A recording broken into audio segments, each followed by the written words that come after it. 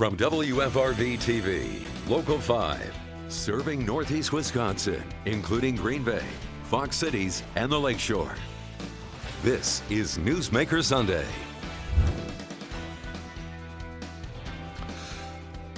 Good morning. Thank you for joining us for Newsmaker Sunday. I'm Tom Zalaski. Over the past couple of weeks, we have been talking with executives of homeless shelters about their impact on the Green Bay community.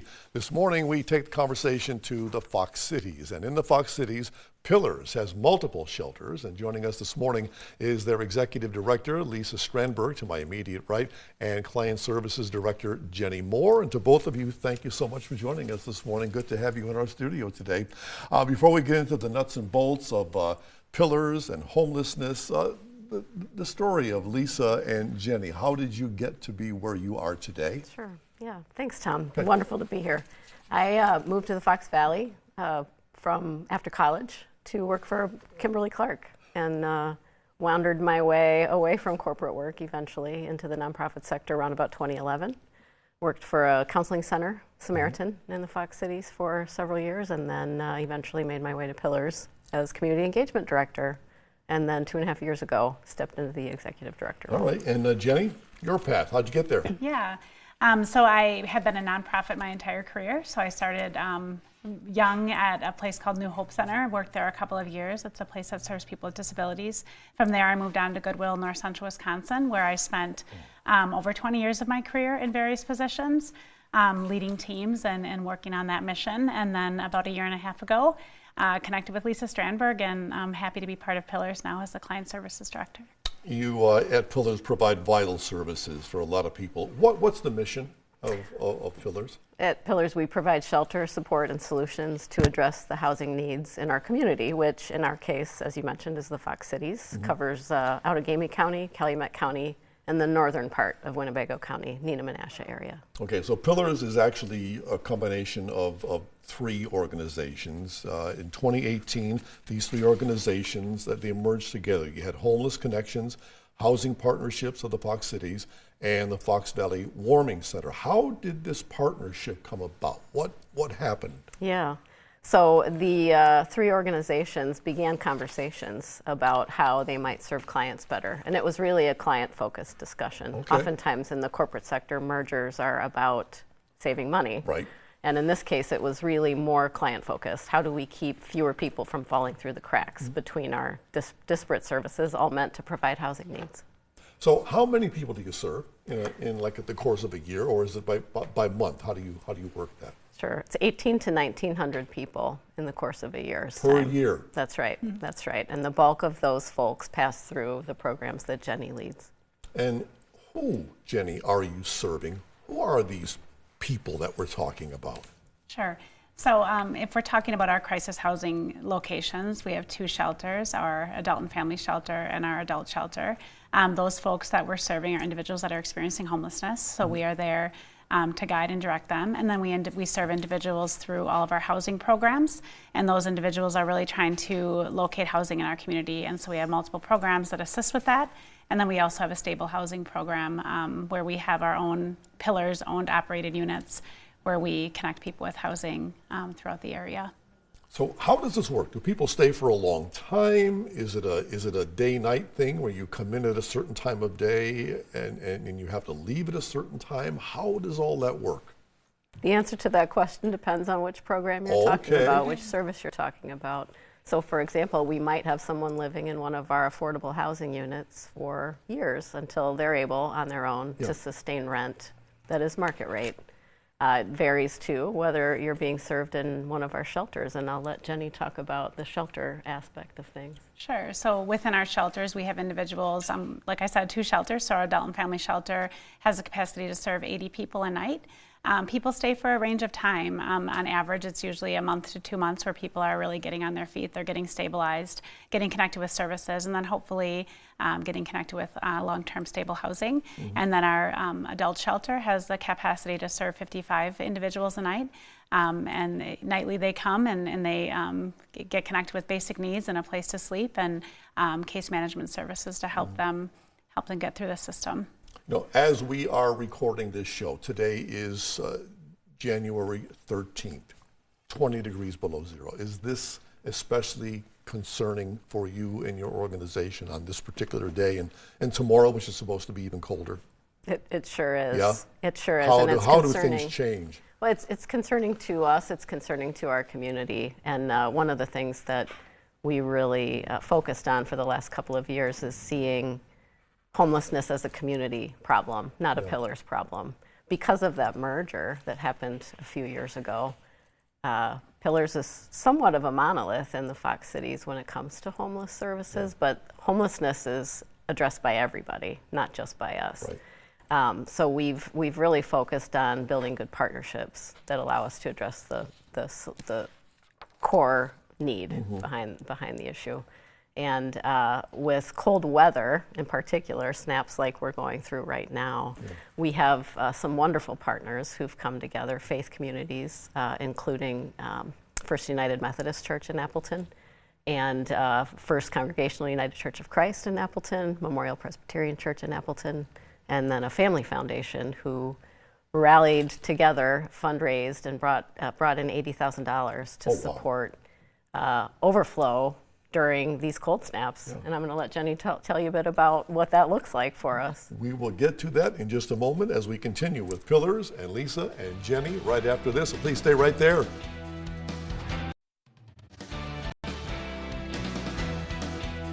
We are back now with Lisa Strandberg and Jenny Moore from Pillars in the Fox Valley. We were talking about cold weather. What particular issues are you having to deal with now that we're in this cold snap, Jenny?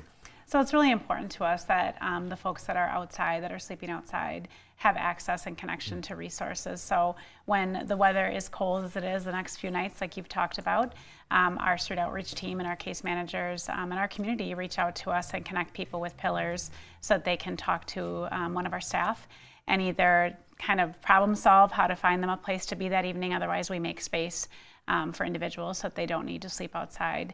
And then also just making sure they have things like coats and hats and gloves and blankets and hand warmers if they are navigating in between buildings during their day. During the break, we were talking about the fact that those of us in the media especially, we refer to people that you deal with as the homeless. Right. This generic term. It's not quite true. Right. In your view, who are these people?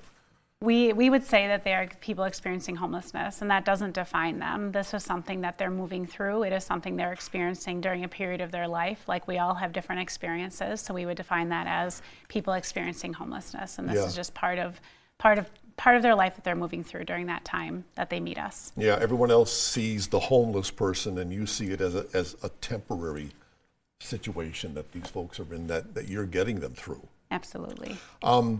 When it comes to housing and Pillars, you cover the whole gamut. Let me touch upon some of the services that you offer. First of all, let me start with the adult shelter. What's that? So I referred to it a little bit earlier, but our adult shelter is where individuals that are 18 and over can come and have a place to be warm and to get their basic needs met. But in addition to that, our shelter has a case manager who meets with people one-on-one, develops individualized goals, and helps them with a multitude of things. But at the end of the day, the goal would be for individuals to exit shelter and enter into housing and have a safe and affordable place to be. Yeah, you're more than a place where you just come in and lay your head. Oh, absolutely. Yeah. That case management service that Jenny talked about is pivotal in most every service and program that we provide, where our clients have a cheerleader, an advocate, an encourager alongside them. It's really their path, you know, as they move through that experience of homelessness or housing instability. It's their path, but the case manager is there walking arm in arm with them, encouraging them and helping them plan their next step, set their goals, and make progress toward those goals. It's the old give a man a fish and teach a man to fish. Absolutely. Sounds like what you're doing. What is your street outreach program? So our street outreach program is a group of 2 case managers who go out into the community, and they are meeting people literally where they are. You literally go find them? We do, yes. We find them where they are sleeping, where they are staying. And we develop a relationship with them. It's a lot about building trust and connecting them with the resources we know exist in the community that they may not be aware of. But it starts by making a connection, by saying, "Hi, my name is Jenny. How can I help you?" And it's really important to us that we get them what they need, and that eventually we hope that they connect with the services within Pillars so they can begin their path to finding what they need. How do you know where they are? These are two of the most compassionate and caring people you might imagine. Yeah. And they are wonderful in building trust. But how do they know where the people are who are experiencing homelessness? They have, through time, built relationships with folks, and they know where to look. They know generally where in our community folks try to make themselves unseen, because most folks who are experiencing unsheltered homelessness do want to be unseen. They want to be invisible. They don't want to cause problems. So they build relationships, and folks let them know where they are, maybe where they're moving to, or where they'll be next. Okay. Next program, prevention and diversion. So the purpose of prevention and diversion is really to catch people and help them stay in their home. And so the goal there is that we want to connect them with case management, possibly some rental assistance and resources in the community. We can't do this alone. Lisa talked about this earlier. Our case managers understand what resources are available in the community and what can help people stay stabilized. So that program is hoping that in our intervention early on, that individuals will not experience homelessness and they'll be able to stay in their homes. Okay. Supportive housing. And what's that? So there are a variety of programs there, and basically it is individuals, case management, one-on-one. Like Lisa said before, we are meeting people where they are. They get referred into the program, and then we assist them in meeting their goals with the end goal of being stabilized housing. So more on Pillars and the programs that they offer right after this, so please stay right there.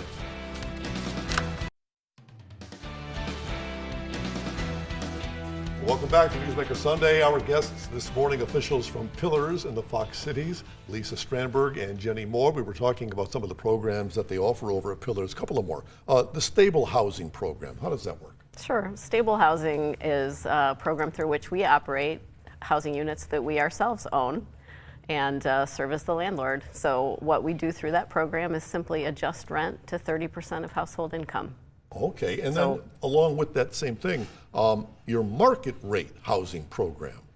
We have a limited number of units of housing that we own and operate where people pay market rate for their housing, and that way we create mixed income neighborhoods, and we also help to balance out our budget.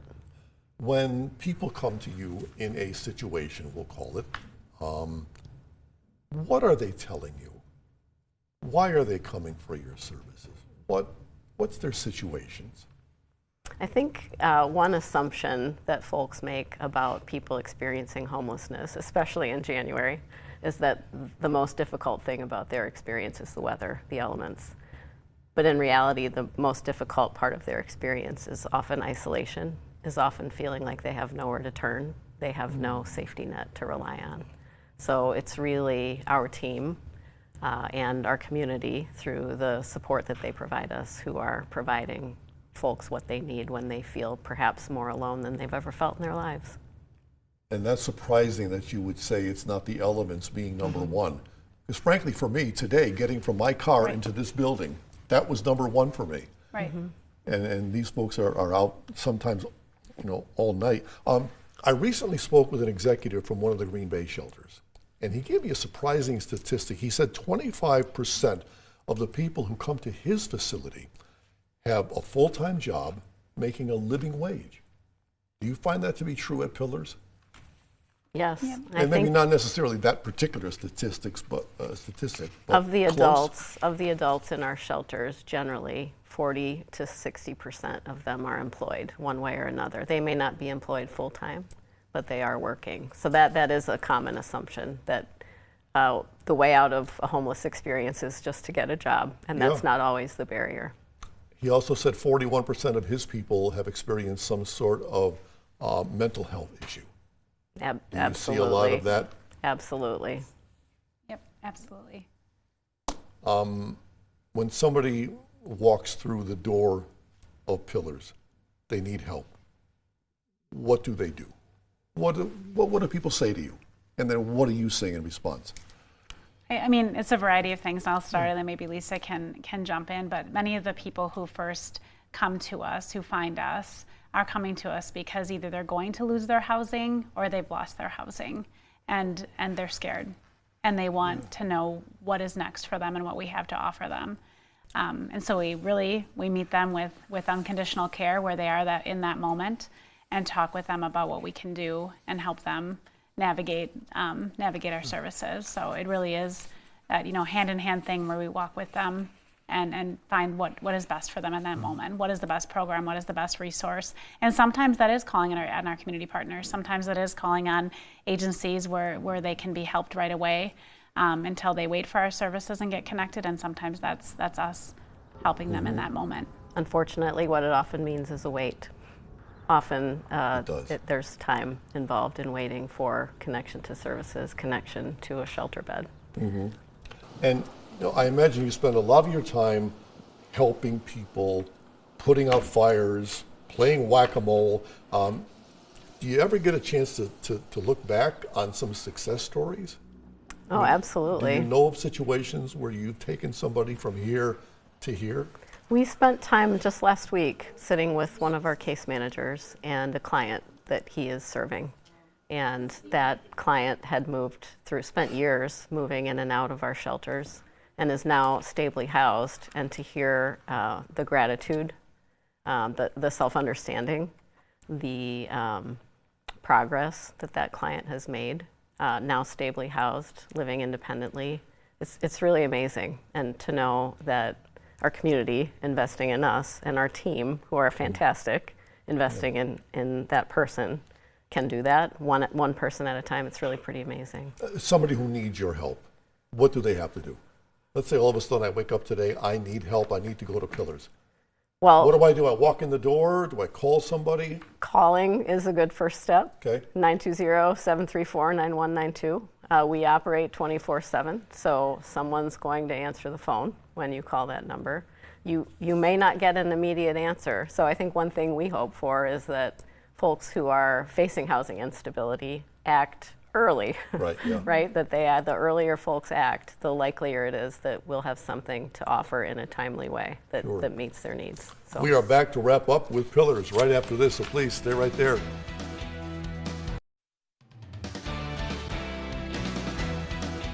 We are back now with Lisa Strandberg and Jenny Moore coming from Pillars in the Fox Valley. You've got a resource center. What is that all about? It's a great place, Monday through Friday, 8:30 to 4, where folks can have a first contact with Pillars if that's what they need. It's a walk-in center. Everyone 18 or over is welcome, and a great place to get connected with resources, as you might expect from the name, and begin to explore where you might fit in to our services, where you might most get help. And what do you have for staffing? As far, there's you two, obviously. What do you have for a staff, and then what do you do and need for volunteers? Sure. Our staff is about 65 people. 65 people? 65 people. Really? Right. It takes a lot of folks to staff 2 shelters overnight and around the clock. And but it takes a lot of volunteers, hundreds of volunteers to make happen what we make happen.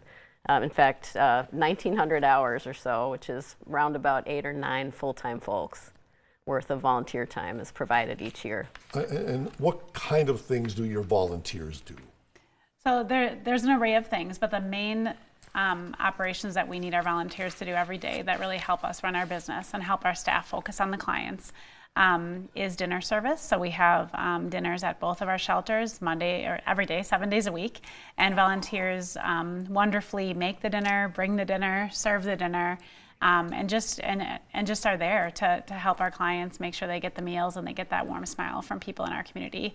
And another main volunteer role at Pillars is our front desk assistant at our adult and family shelter, and that person lets people in and out of the building, answers phone calls, answers questions, and again is there as a resource to individuals that just need a smile and maybe need to be handed some basic needs items that person helps them connect with. How many people are you feeding every day? 135 every day. And so the volunteers are cooking these meals. Where's the food coming from? Some of it comes from volunteers. Many church groups, faith community groups, neighborhood groups, friend groups will get together and provide a meal together. And what we don't get provided for free from the community, we purchase or acquire through other means. So how far in advance do you know what you're serving, or is it a day-by-day thing? It's a day-by-day thing, and our clients really appreciate when there's variety in what they eat. They really do, just like anybody. If somebody wants to volunteer, what do they need to do, and how do they qualify?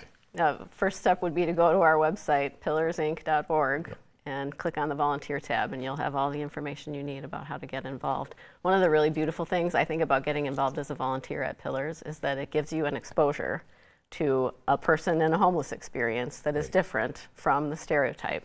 You begin to understand people, as human beings, and it gives you a deeper appreciation that each of these individuals is moving through their own experience. Mm-hmm. And for people who can't volunteer but they want to help, general public, what can somebody do to help Pillars?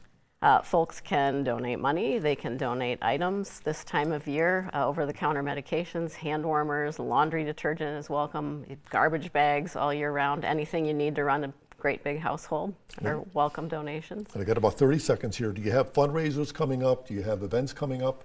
We have Conversations Over Coffee coming up the tail end of January, virtual opportunity to learn more about us. And we always have volunteer slots open, so that's a great event to plug yourself into, you and your neighbors, you and your friends. All right. Involved. Lisa, Jenny, thanks so very much for joining us this morning. Great, thank much you so much. appreciated. And if you have a newsmaker in your town who you think we ought to have on this show, let us know about it. Send us an email to tips@wearegreenbay.com, or you can message us on Facebook. And be sure to join us once again Sunday morning, 7:30. Until then, have a great day.